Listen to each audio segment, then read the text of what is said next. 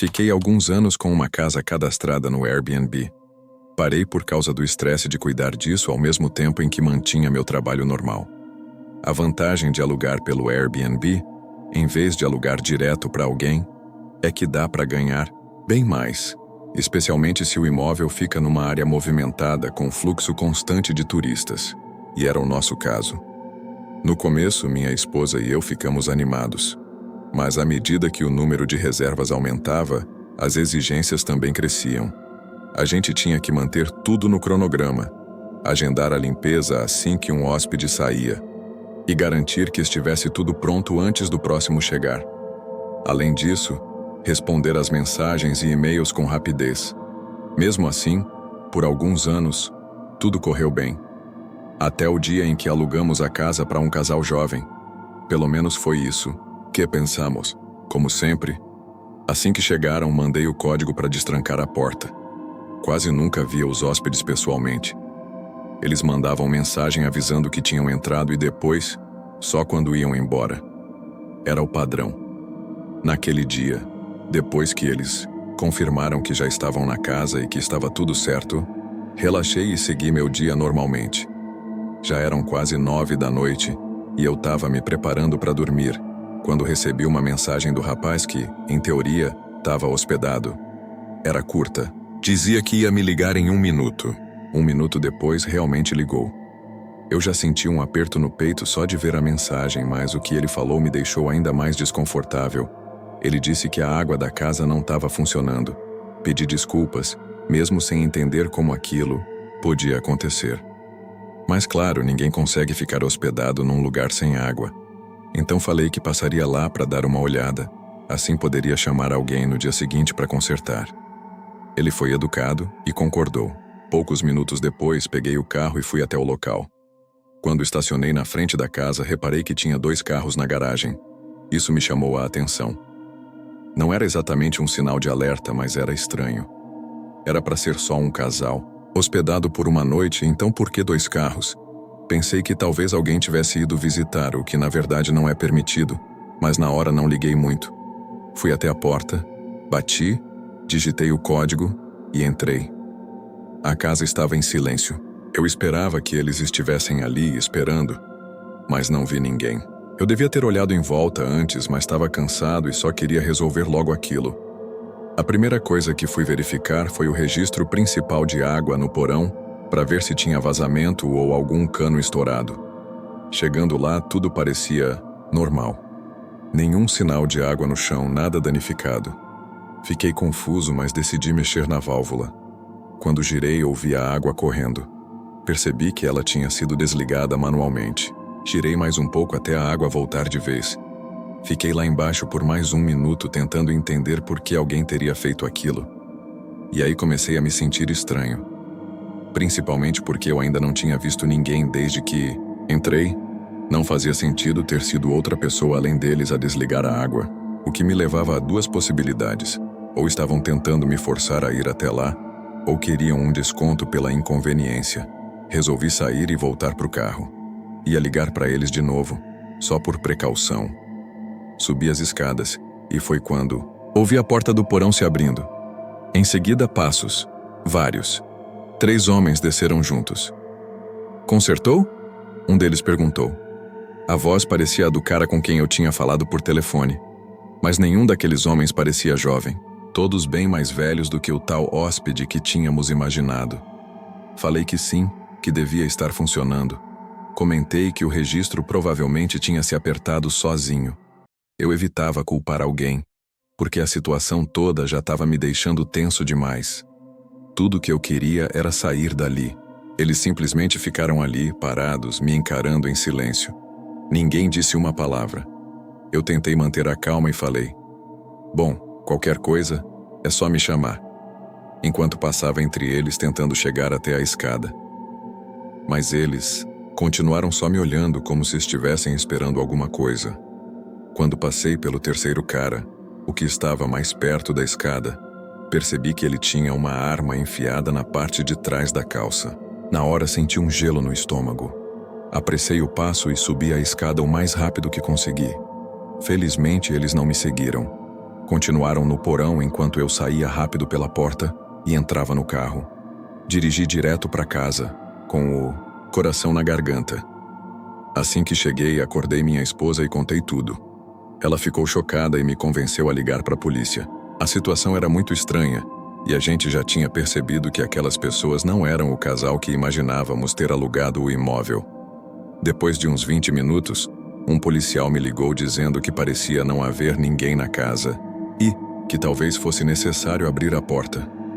Passei o código da fechadura para ele, e cerca de 20 minutos depois ele me ligou de novo dizendo que não havia sinal de ninguém no local. No dia seguinte, descobrimos que o cartão que o homem usou para pagar era roubado. E olhando melhor a casa, notamos que tinham levado várias coisas caras como itens de decoração e até alguns eletrodomésticos. Pelo jeito, nem existia um casal jovem. A única coisa que nunca conseguimos entender direito foi aquele papo de que a água não estava funcionando. Talvez eles tivessem inventado isso para tentar não pagar a estadia. Assim conseguiriam usar o cartão roubado por mais tempo. Ou talvez estivessem planejando me assaltar ali mesmo com a arma. Mas se essa era a ideia, por que me deixaram ir embora? 3 homens armados, desconhecidos, me encurralam num porão, claramente me colocam numa situação de armadilha e simplesmente me deixam sair. Isso nunca fez sentido para mim. Depois daquele dia, tomei a decisão de nunca mais ir até a casa enquanto houvesse hóspedes. E alguns meses depois, paramos de usar a plataforma de aluguel e colocamos o imóvel para alugar de forma fixa. Um tempo depois, decidi fazer uma viagem sozinho para Curitiba. Eu nunca tinha tido a chance de tirar férias de verdade, e quando viajava era sempre com a família. Dessa vez seria só eu, por conta própria. Pode parecer estranho, mas a ideia de estar sozinho me agradava. Na verdade, fazia muito tempo que eu não tinha um momento só para mim. Pesquisei hotéis e casas por aplicativo na região e me surpreendi com a qualidade dos imóveis anunciados. Eram mais bonitos e bem mais em conta do que os hotéis. A maioria dos mais baratos ficava um pouco mais afastada do centro, mas como eu ia com meu próprio carro, não me importava em dirigir até a cidade quando precisasse.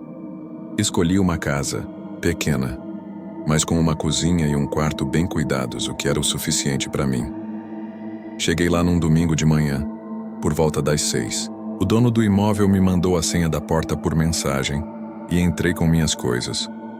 O lugar era bem melhor do que o apartamento apertado que eu dividia com meu colega. Depois de organizar tudo, me joguei no sofá e liguei a TV. Tinha sido uma viagem de mais de 10 horas, então eu só queria relaxar um pouco e curtir o silêncio. Acabei pegando no sono bem rápido, mesmo sendo só umas 7 da noite. Mas como meu corpo ainda estava acostumado com outro ritmo, acordei algumas horas depois. O relógio marcava um pouco depois das 10. A TV ainda estava ligada. Peguei o controle e desliguei. Depois fui até a cozinha pegar um copo d'água antes de ir para o quarto. Enquanto eu caminhava da sala para a cozinha, senti um vento gelado passando por mim. Mesmo com os olhos meio pesados, olhei para o lado e percebi que a porta da frente estava completamente aberta. Na hora, meus olhos se arregalaram e o coração disparou. Fiquei parado por alguns segundos, olhando para a porta. Depois comecei a observar o ambiente ao redor. Eu tinha certeza absoluta de que tinha trancado tudo. Fechei a porta com cuidado, prestando atenção em qualquer barulho que pudesse indicar que alguém estivesse dentro da casa. Só para contextualizar, eu não sou nenhum brutamontes, mas sou alto e me mantenho em forma. A menos que o invasor estivesse armado, eu sentia que conseguiria me defender. Peguei uma faca da cozinha e, em silêncio, fui de cômodo em cômodo, checando todos os cantos. Nada. Nenhuma alma viva. Aquilo só me deixou ainda mais confuso. Mandei uma mensagem para o dono da casa perguntando se alguém tinha autorização para ir até lá naquela noite, explicando o que tinha acontecido. Mas como já era tarde, não esperava resposta imediata. Fui até cada porta e janela, conferi tranca por tranca e dei mais uma volta completa pela casa. Tudo parecia em ordem. Apesar de estar mais desperto do que antes, eu ainda me sentia exausto. Fui direto para a cama e dormi sem dificuldade. Mas quando acordei, a calma tinha sumido. Ouvi um barulho vindo de fora.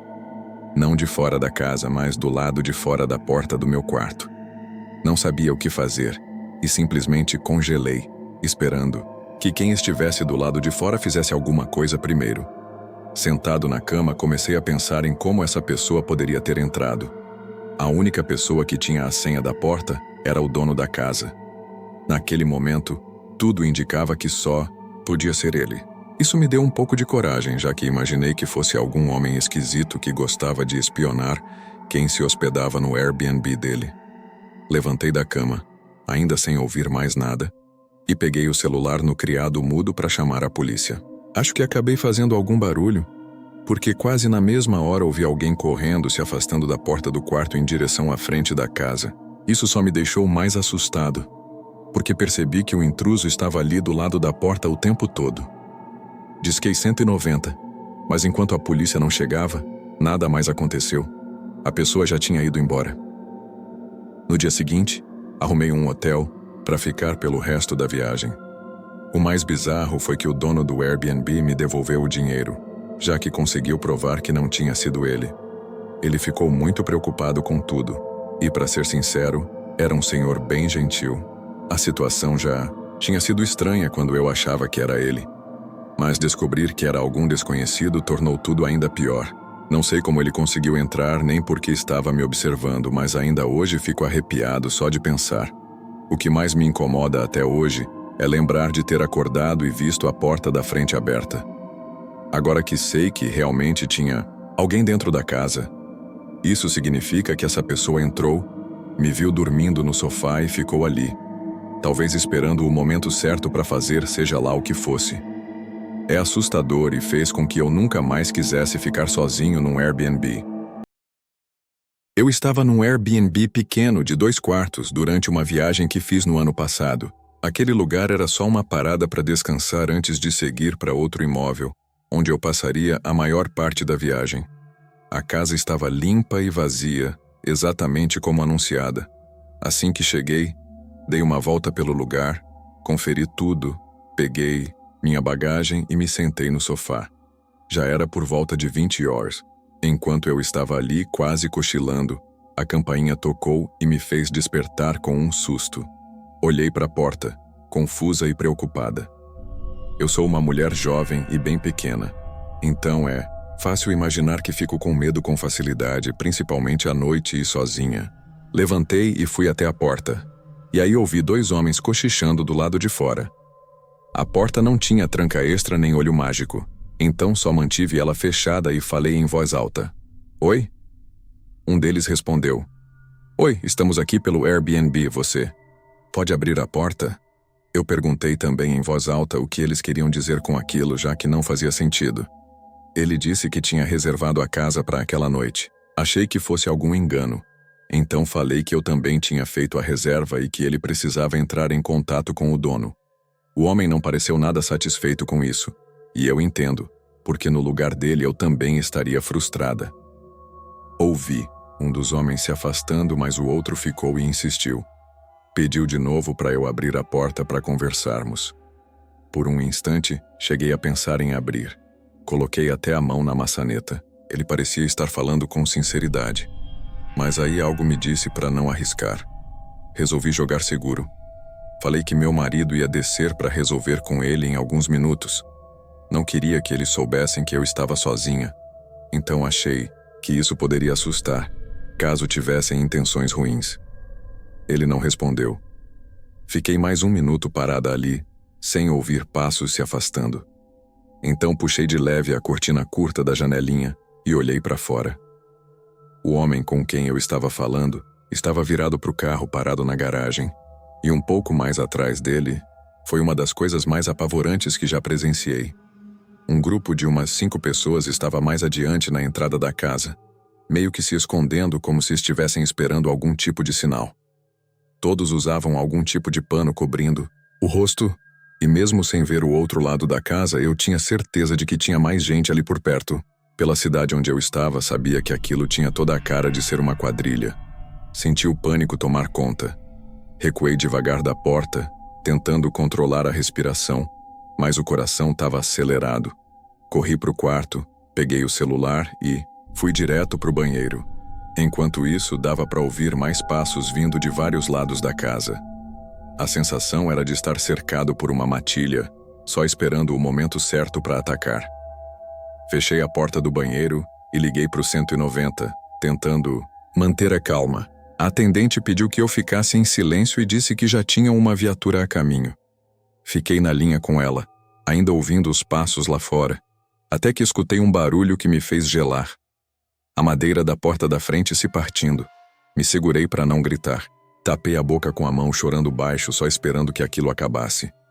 Ouvi os invasores entrando correndo, abrindo armários, portas, revirando tudo. Um deles tentou abrir a porta do banheiro, bateu com força, gritou algo e depois se afastou. Eles continuaram saqueando a casa até que o som de sirenes começou a se aproximar. A correria foi geral. Quando os policiais chegaram, já não tinha mais ninguém ali. Minha mala tinha sumido e quebraram o vidro do carro. Levaram tudo de dentro. Um dos PMs sentou comigo para anotar os detalhes e me explicou que já estavam lidando com vários casos parecidos. Grupos grandes invadindo casas para roubar tudo rapidamente. Ele disse que o objetivo deles nem era machucar ninguém, só levar o que pudessem. Talvez por isso não tentaram arrombar o banheiro. Mesmo assim, foi aterrorizante. Pode até não ter ligação direta com o fato de eu estar hospedado naquele imóvel, mas desde então, toda vez que fico num Airbnb, a ansiedade vem com tudo.